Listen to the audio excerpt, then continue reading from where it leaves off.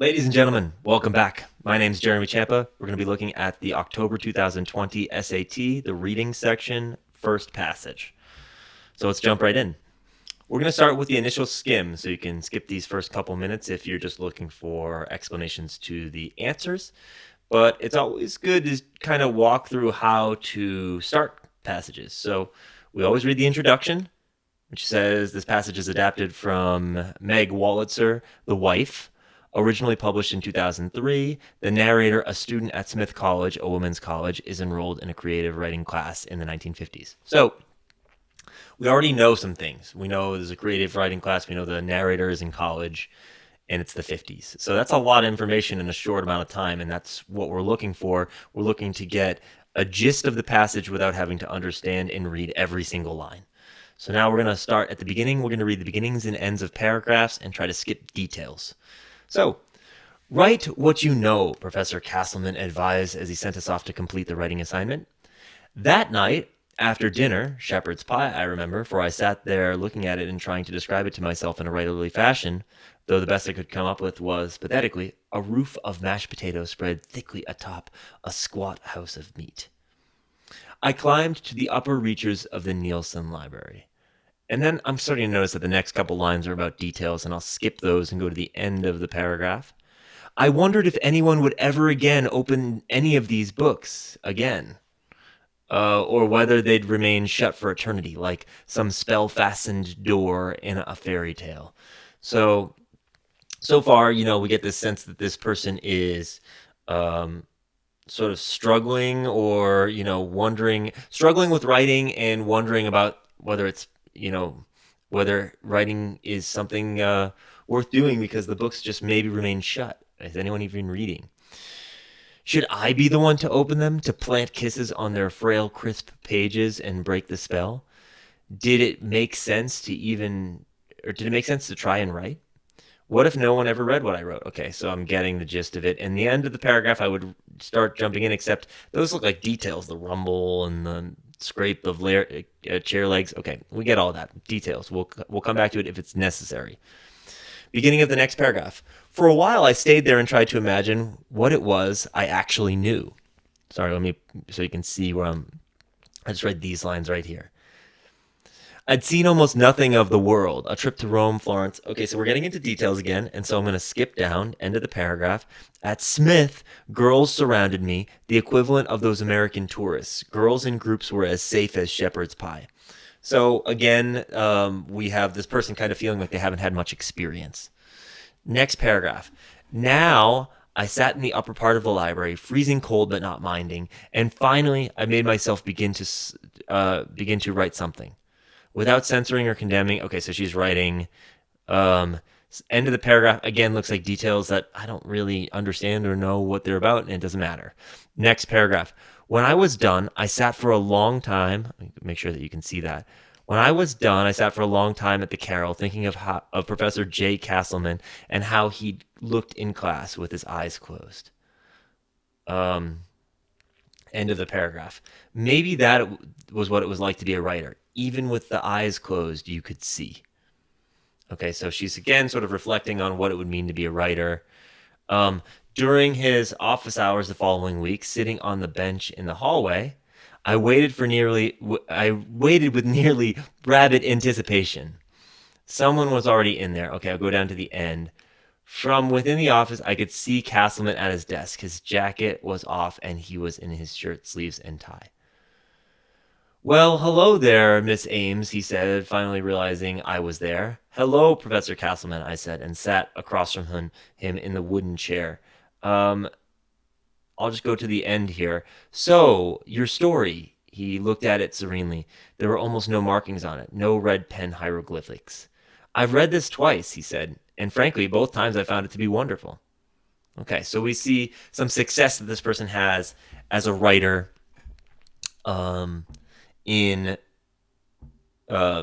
Sort of after an experience of not feeling like she was going to be successful, wondering if it was worth it, wondering if she had anything to write about, wondering if anybody ever read, all those sort of thoughts. Okay, so let's jump into the questions. And, the first question asks about the whole passage, and while we may have some idea about it, it would be best to wait for the end to answer this question. So I'll answer it now just to keep the questions in order, but just remember, this would be the last one to do.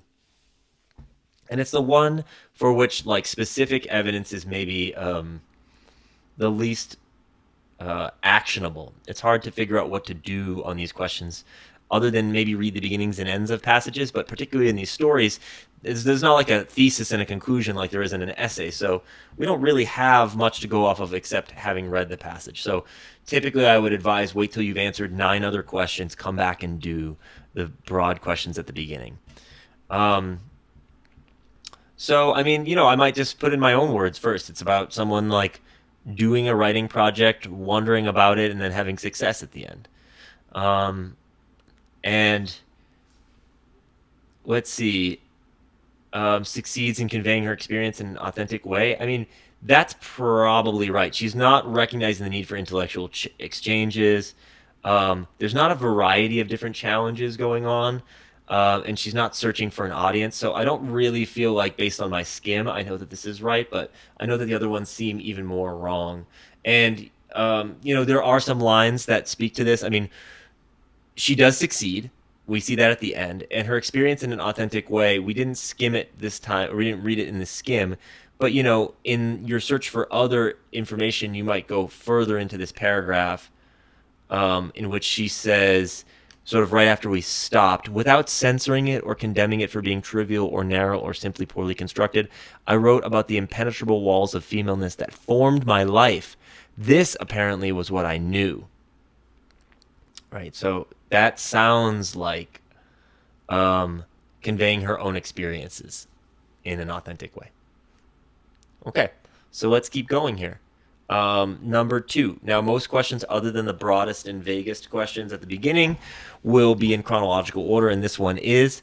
It asks about something very early. It asks for her attempt, indicates that her attempt to think in a writerly fashion during dinner was. Well, in the lines right around that writerly fashion thing, she says the best she could come up with was pathetically something, right?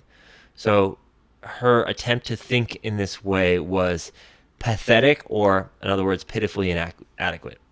That's what pathetic would map onto. I use the word mapping a lot to talk about the idea that passages will have certain language and the answers won't have the exact same language, but the language will be a rephrasing or a paraphrasing of that language. So the word mapping is key oftentimes for me. I'm trying to be as technical as possible in this process because we want the answer choices to we want to realize that the test makers have to create 1 right answer and 3 answers that are verifiably technically incorrect. That's their project, and our project is to play that game according to those rules, right? So that's what I'm looking for. Based on the passage, number 3 here, based on the passage, which of the following risks that writers may face is a concern to the narrator? Well, look, if you didn't know better, you'd think this is based on the whole passage. But I know it's between lines 8 and 24, 27, because questions are almost always chronological. So the only times that they're broad questions, if they're the very beginning of the passage, that would be a situation where you would expect something about the entire passage. Based on the passage here is actually a frame that I'm going to use slightly differently. That is, if it says based on the passage, I know that it has to be almost exactly word for word. I mean, it's not going to be exactly word for word, but I mean to say almost that, right? So I can rely on the text directly, almost always, but specifically in these questions. Writers face some concern. Following risks that writers may face is a concern to the narrator. Well, look, between 8 and 24 to 27. So that's, from like, here's 8 and here's 24 to 27. So I'm going to stop at 24. But look at the very end here. This is where she was wondering. She goes, will anyone ever read this stuff? Should I read it? What if I wrote, would anyone ever read it? So being overlooked by readers is exactly that, right? Some of these other ones are reasonable, but they're not supported directly by the text, specifically between lines 8 and 24 to 27. So yeah, all these other concerns are reasonable, but not reflected by the passage. Anytime they ask for the main purpose or the main effect, you should be reading around these words or these lines. And I mean, this one's fairly self-explanatory. They convey, I mean, these words, we were just, kind of looking at this spot. It's like this idea that no one maybe would read these words or read these lines. Ignored spines of books. The lone book cart, right? So what we're talking about is maybe, I mean, certainly her sense of isolation, maybe as a writer, maybe just what she thinks about writers being isolated. So I don't love A, but I don't hate it either. Let's see, B, they hint at her underlying hostility. No, she doesn't have any hostility towards these writers. She's just saying maybe nobody's reading them. It doesn't sound like she wants to be a writer yet. She's kind of feeling like it seems lonely, and she's wondering if she should even read or write. And it doesn't undercut her claims about the quality of her writing, because her claims are about her writing at that time. She called it kind of pathetic, but her writing now seems to be much later along in the story, or in her life, I should say. So even if it were autobiographical, which we don't really know. So yeah, that's wrong. I mean, I could see why someone would pick that, be like, oh, well, look, that's good writing. And so it undercuts the claim that she's a pathetic writer or something. But she didn't even say she was a pathetic writer. She just said she was trying to write. This is sort of like the beginning of her experience as a writer, and feeling like she wasn't succeeding. These words aren't talking about her. What they're doing is they're talking about the idea that writing as a project may be lonely and maybe not worth it. She kind of figures out that it maybe is later. Okay, number 5 is a vocab in context, words in context question. Every time you see these, don't fall prey to the idea, I know what pinned means, so I already know what the answer is. Go to line 33, read around line 33, maybe pick your own word, and then the last step, no matter what you do before it, is to try out the words in the answer choices directly in line 33 and see what works. So let's go up to line 33, the word pinned.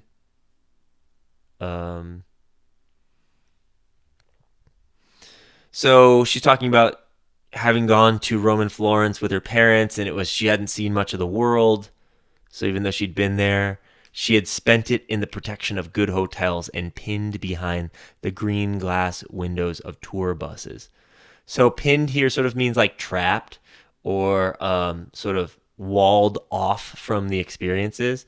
If you keep reading, looking at the stone Fultons from an unreal remove. So she's like sort of removed from the experience. The level of my experience and knowledge had remained the same, hadn't risen, hadn't overflowed.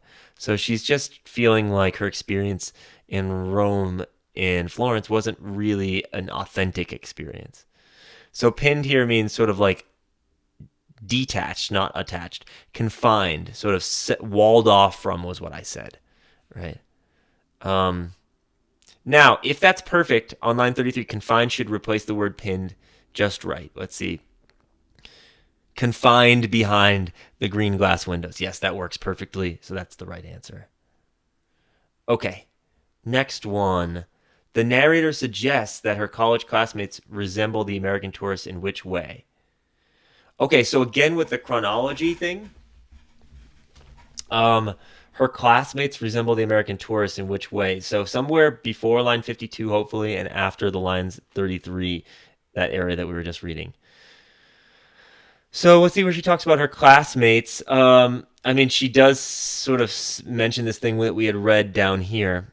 We don't know about the tourists yet, so this is where the reading in between would help, right? So this is kind of a good example of why, look, we're going to have to go back and look at these details. If we had read the whole passage and tried to just memorize it and memorize what happened here, we might get the question right. But look, if you're going for a top score, you're trying to avoid any kind of mistake, and a mistake could occur from being assumptive. The difference between two answers can be very close. So whether or not that's the case here, I'm not sure, but let's read starting where I've highlighted here. The level of my experience and knowledge had remained the same, hadn't risen, hadn't overflowed. I'd stood with other Americans, all of us huddled together, heads back and mouths dropped open as we peered up at painted ceilings. I thought now about how I had never been in love, had never gone to a political meeting in someone's basement. None of that matters. At Smith, girls surrounded me, the equivalent of those American tourists.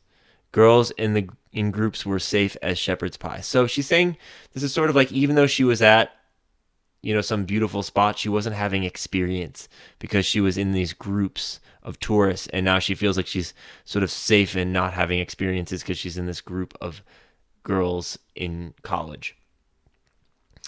I mean, look, A makes some sense, but it's not related to the text. They are sheltered from exposure from new types of experiences. That sounds right. All these other answer choices, again, are logical, but they're not supported by the text. She's talking about not having experiences, even though she went to Rome and Florence. She was looking up these ceilings, and she felt like she didn't have much experience. I say that's on her. I went there when I was in my 20s, early 20s, with my family, and I thought it was amazing. I had wonderful experiences. Anyways, this is her experience. Number 7, based on the passage, the wall is best described as, on line 52. Okay, so based on the passage again, so we should be able to rely on the text. The wall is best described as, well, let's look at line 52.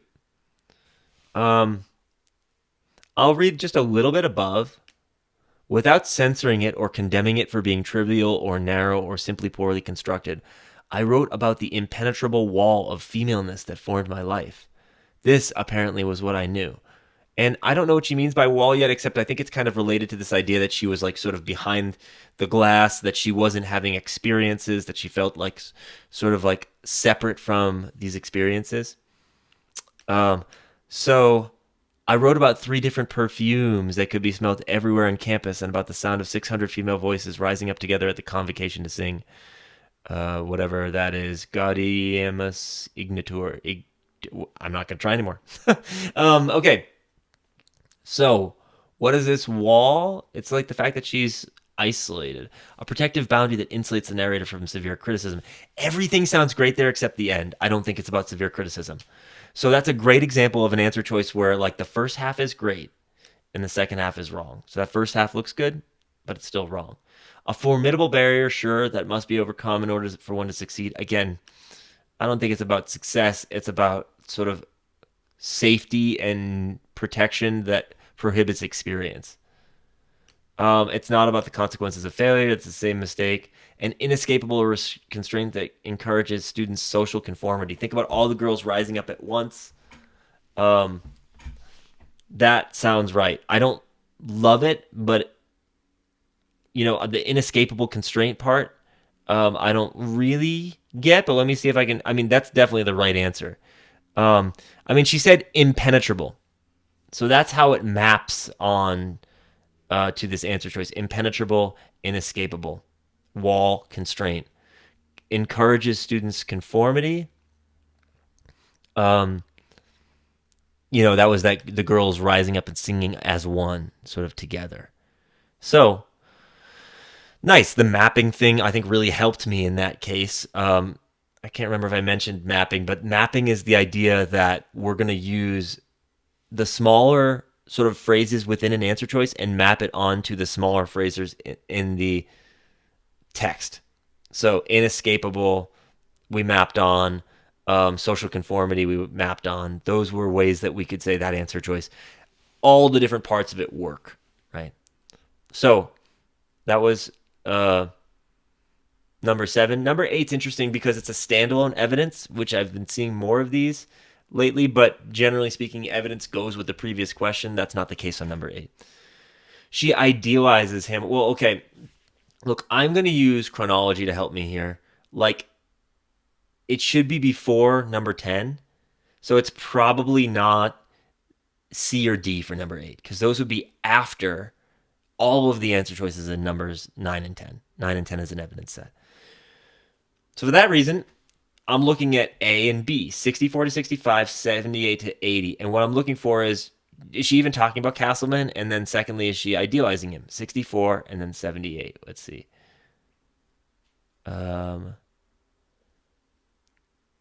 Yeah, I mean, she is talking about him here. She has been describing what he looks like with his eyes closed. And then she says, maybe that was what it looked like to be a writer. Even with eyes closed, you could see. So certainly she's thinking about him as sort of someone she looks up to. And the later lines, which I think were like 78, it just says how he's dressed, not that he was ideal in any way.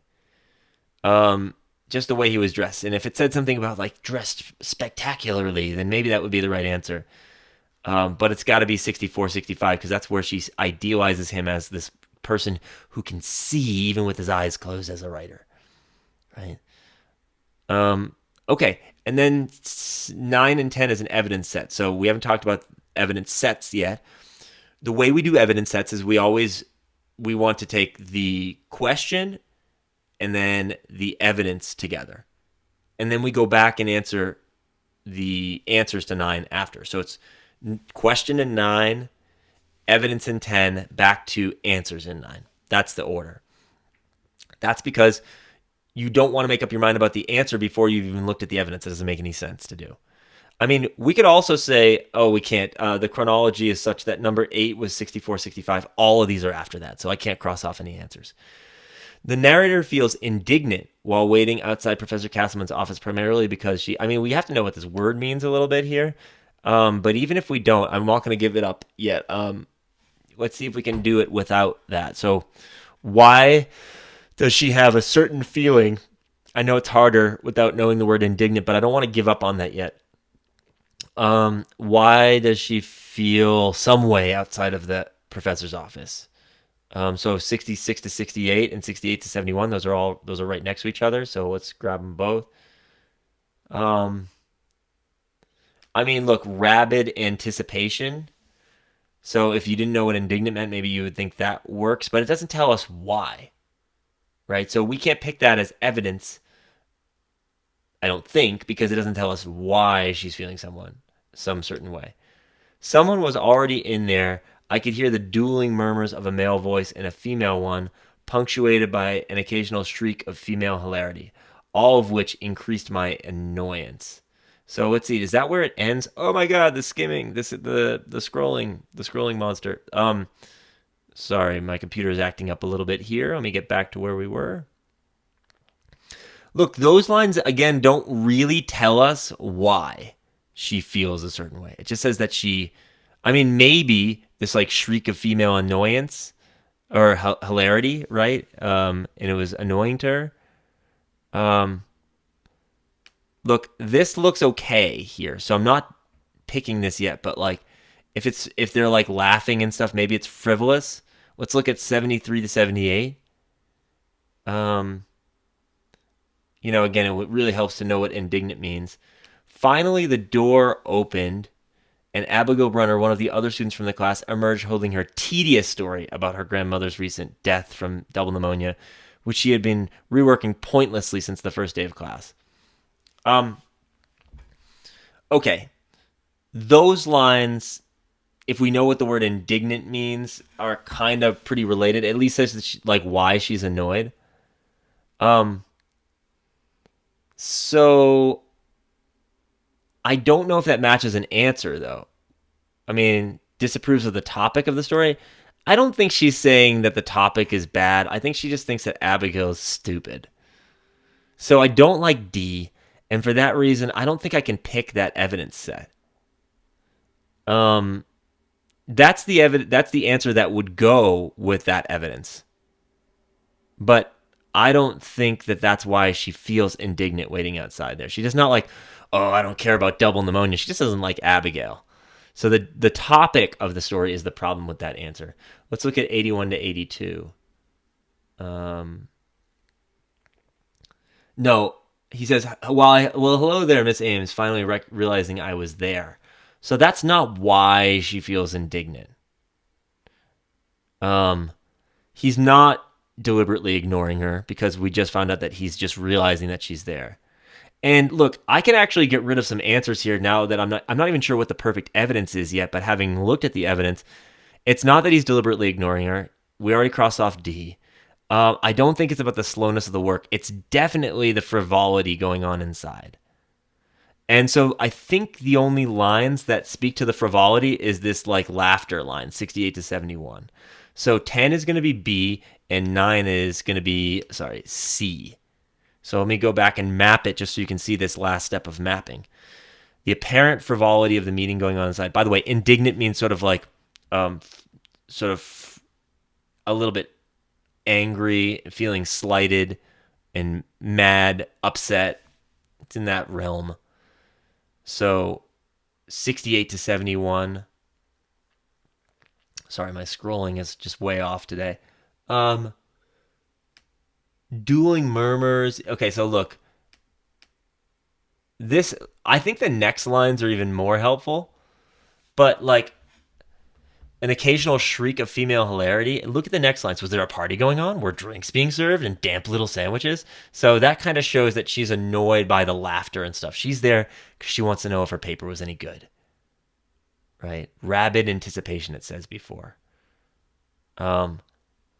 So the fact that she's anticipating something isn't why she feels upset. She feels upset because it feels like in this serious moment for her, we have like some silliness going on, right? So the frivolity of the meeting going on inside and resents is the annoyance. That's the mapping of the word annoyance is resents. The apparent frivolity is the female hilarity. And we already know, the feelings of being annoyed kind of works with indignant as well. So I'm able to map on those key words. C is the best answer for 9 and B is the best answer for 10. So, hope that was helpful. Stay tuned for more videos. We're going to go through each and every passage in this October 2020 exam. So, if you have any questions, email me. If you have any comments, put all the comments in the comment section. Or you can reach out directly and let me know what you're thinking. I'm happy to make any more videos you need to help clarify what I'm talking about on any of these questions or any other questions. So, work with your friends. That's the best advice I can give you. Watch this video. If not with friends, then after you watch this video, talk to friends about the questions each of you got wrong and why you're thinking of it. Super important to work together. You can learn a lot by talking through these ideas instead of just sitting back and watching videos. Watch a video and then act on what you've learned. Try out some evidence sets. Try out this mapping idea. Try out what we did on the vocabulary questions. Notice the chronology thing.